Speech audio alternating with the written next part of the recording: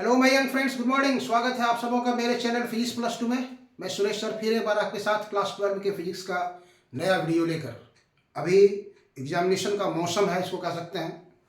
जो अभी JAC board का एग्जामिनेशन 2024 6 फरवरी से स्टार्ट होने वाली है और फिजिक्स का पेपर 16 फरवरी को है। आप सभी तैयारी में हैं।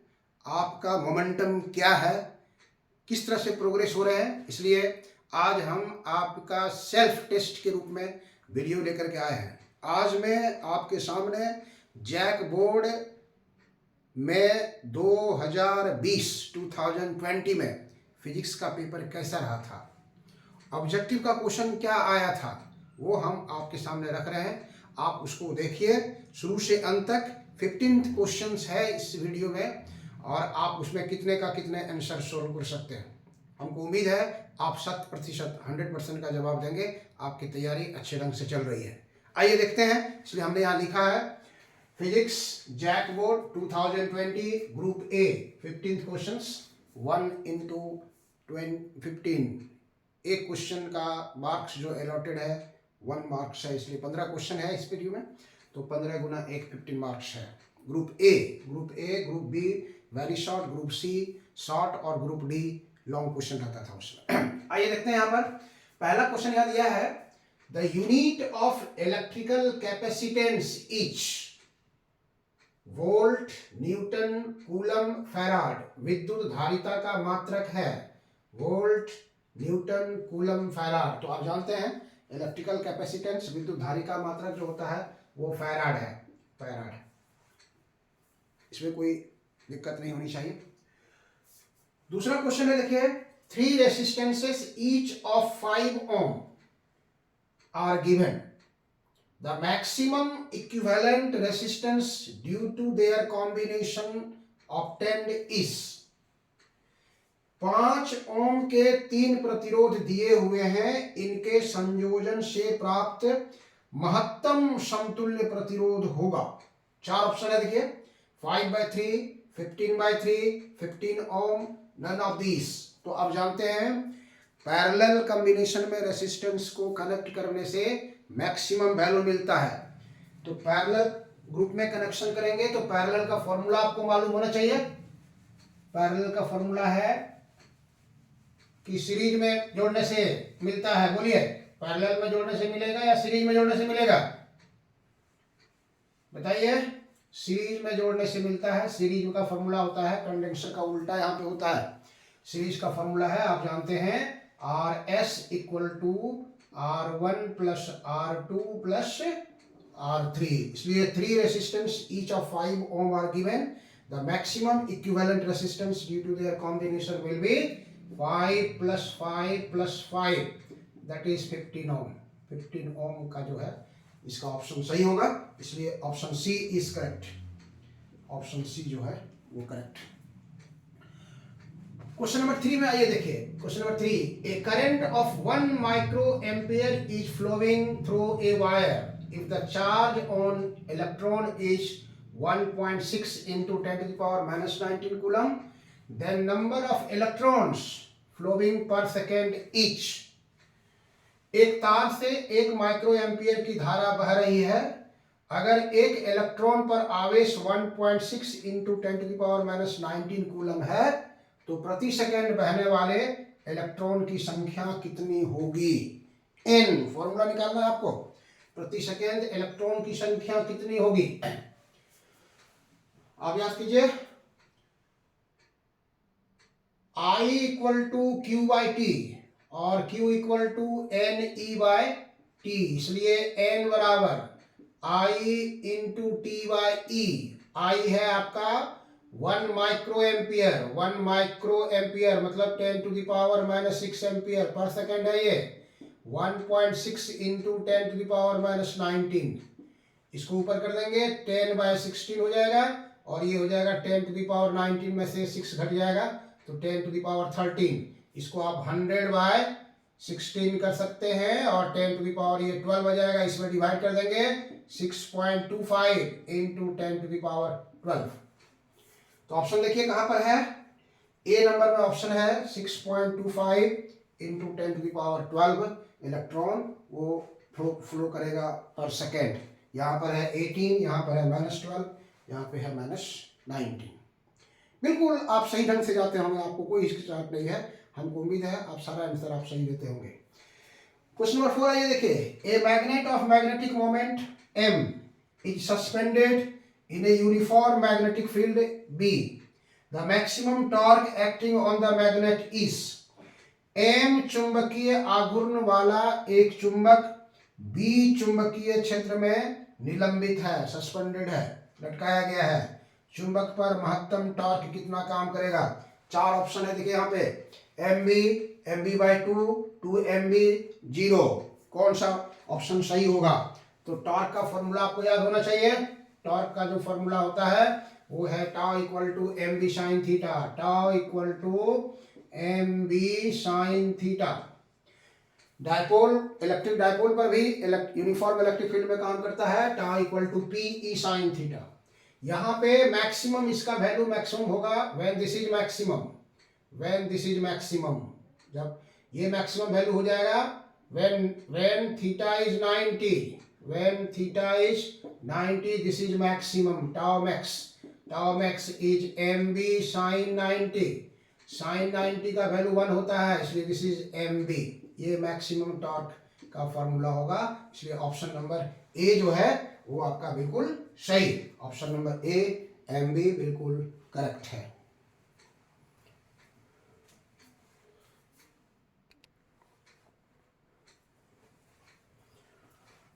आगे बढ़ते हैं। Next question number 5। Question number 5 देखते हैं क्या कहता है।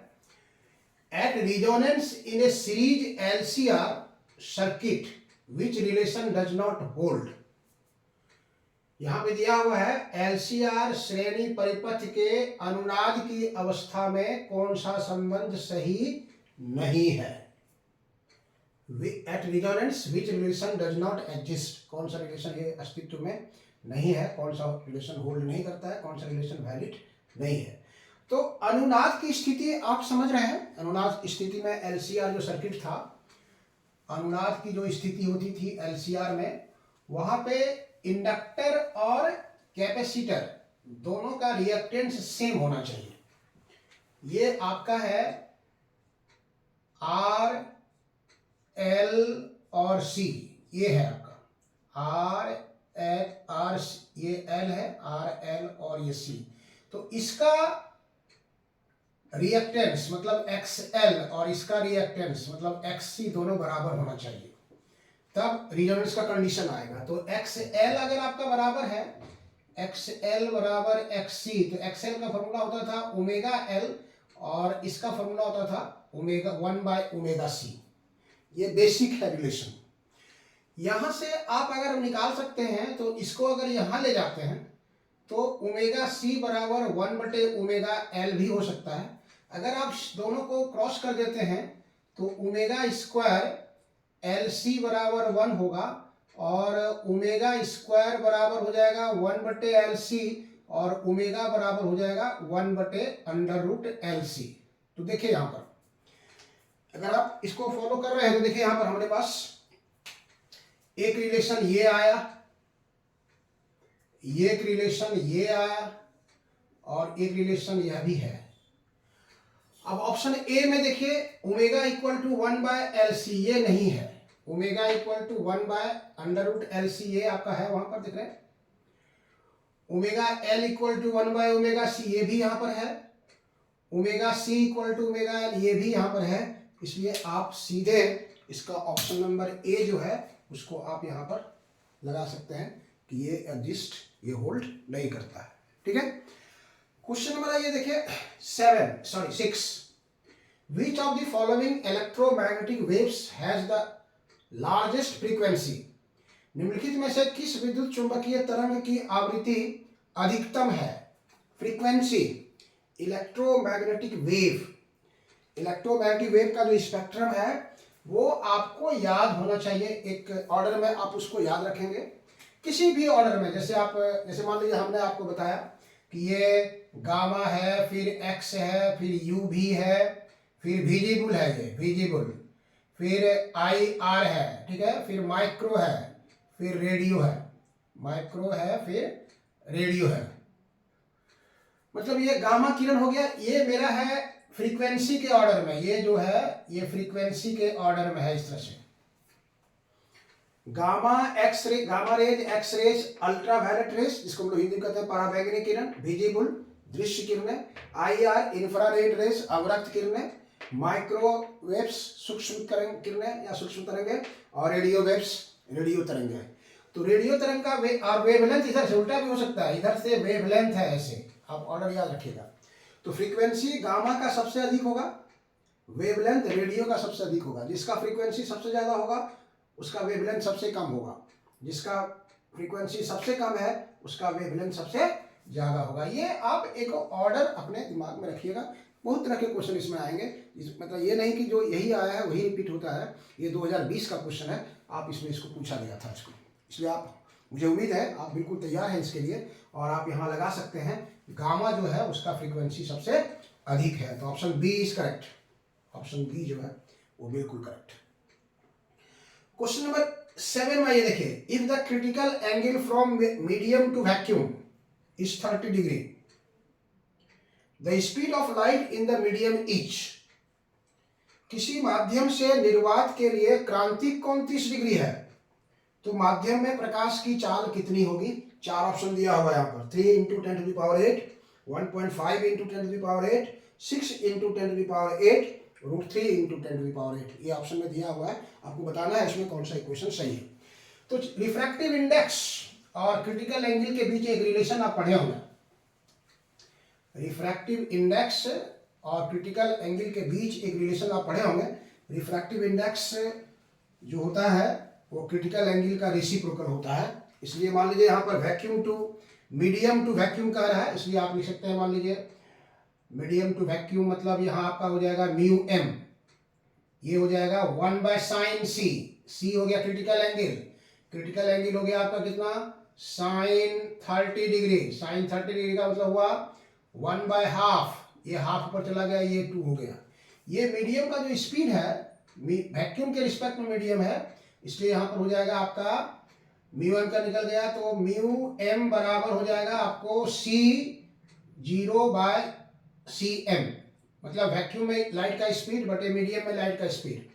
तो ये आपका 2 है, ये 2 है, और इसका वैल्यू आप जानते हैं 3 इंटू 10 टू द पावर 8, ये आपको निकालना है Cm, तो Cm यहाँ ले जाइए और 3/2 कर दीजिए और 10 टू द पावर 8 कर दीजिए। 3/2 में ये हो गया 1.5 into 10 to the power 8 metre per second. ये ऑप्शन में जहाँ पर है वहाँ पर आप बिल्कुल सही ढंग से लगा सकते हैं, और that is option number B, B option सही है। क्वेश्चन नंबर 8 आइए देखिए, the radii of curvature of a doubly convex lens are 10 centimetre and 15 centimetre.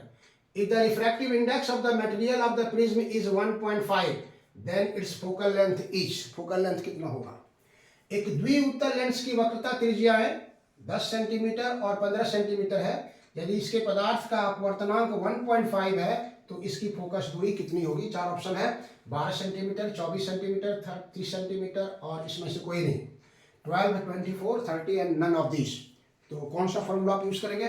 Lens में का फॉर्मूला याद कीजिए, 1/f equal to mu minus 1, 1/r1 minus 1/r2, उस फॉर्मूले का इस्तेमाल करेंगे, आपका एक लाइन में बन जाएगा। तो यहाँ पे फॉर्मूला जो लेंस डबल लेंस है इसका आप याद रखेंगे। यहाँ पर एक चीज फॉलो कीजिएगा, इसका प्लस होगा तो इसका माइनस होगा, तो मतलब r1 को अगर आप 10 सेंटीमीटर मानते हैं तो r2 will be -15 centimetre, that is -15 centimetre.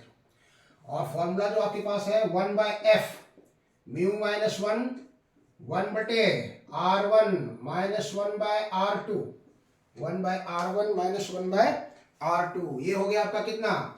This is 1.5 minus 1, 1/10 और माइनस माइनस प्लस 1/15, 1/10, 1/15।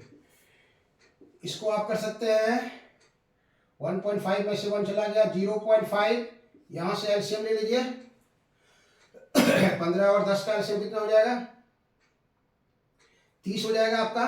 10 का 30 आ गया, 3 आ गया, 15 का 2 आ गया, तो आपका हो गया, ये हाफ कर देंगे इसको आप, और ये हो गया 5/30। यहाँ से इसको कैंसिल कर सकते हैं, 5 6, मतलब ये 1/f इक्वल टू 1/12, 2 इंटू 6, इसलिए f बराबर 12 सेंटीमीटर। 12 सेंटीमीटर आपका ऑप्शन में जहाँ पर है वहाँ पर आप इसका यूज कर सकते हैं, और that is option number A. Option A जो है वो बिल्कुल सही है, ऑप्शन ए। ठीक है, ओके। अब आते हैं हम लोग, देखिए क्वेश्चन नंबर 9। क्वेश्चन नंबर 9 में कह रहा है the wave front form by a point source at a measurable distance each, at a measurable distance each, एक बिंदु स्रोत द्वारा मापने योग्य दूरी पर बनने वाला तरंगाग्र होता है। वेव फ्रंट को हिंदी में तरंगाग्र कहते हैं। पॉइंट सोर्स है, ये पॉइंट सोर्स है आपका, ये पॉइंट सोर्स है एस है, यहाँ से मेजरेबल डिस्टेंस पर वेव फ्रंट कैसा होगा, तो ये वेव फ्रंट जो होता है ये स्फेरिकल होता है, इधर भी हो सकता है, इधर भी हो सकता है, इधर भी हो सकता है, इस पर भी हो सकता है, इसलिए ये एक गोलीय तरंगाग्र होता है। इसलिए ऑप्शन डी जो है बिल्कुल करेक्ट है, स्फेरिकल और हिंदी में गोलीय तरंगाग्र। क्वेश्चन नंबर 10 आइए, देखिए क्या कह रहा है। A photo sensitive metallic surface has work function 2 electron volt. एक प्रकाश सुग्राही धातु का कार्यफलन 2 इलेक्ट्रॉन वोल्ट है। If photons of energy 6 electron volt falls on the surface, यदि अगर इस सतह पर 6 इलेक्ट्रॉन वोल्ट ऊर्जा वाले फोटोन आपतित होते हैं, then maximum kinetic energy of the emitted photo electrons each, तो उत्सर्जित फोटो इलेक्ट्रॉन की महत्तम गतिज ऊर्जा कितनी होगी। 4 ऑप्शन दिया हुआ है, 3 electron volt, 4 electron volt, 8 electron volt और 12 इलेक्ट्रॉन वोल्ट। कौन सा फॉर्मूला यूज करेंगे, बोलिए, तुरंत जवाब दीजिए फट से। आप जवाब दे चुके होंगे, Einstein's photo electric equation. Einstein's photo electric equation आपके पास है, क्या है, E equal to W plus K max. इसलिए के मैक्स बराबर हो जाएगा आपका E माइनस डब्ल्यू। ई हो गया आपको फोटोन का एनर्जी, फोटोन का एनर्जी मतलब 6 इलेक्ट्रॉन वोल्ट, और वर्क फंक्शन को हम लोग डब्ल्यू से लिखते हैं, दैट इज 2 इलेक्ट्रॉन वोल्ट। 6 में से 2 माइनस कर दीजिए, 4 इलेक्ट्रॉन वोल्ट। ये ऑप्शन में जहां मिले वहां पर आप आंसर लगा सकते हैं, that is option number B. Option B is बिल्कुल करेक्ट।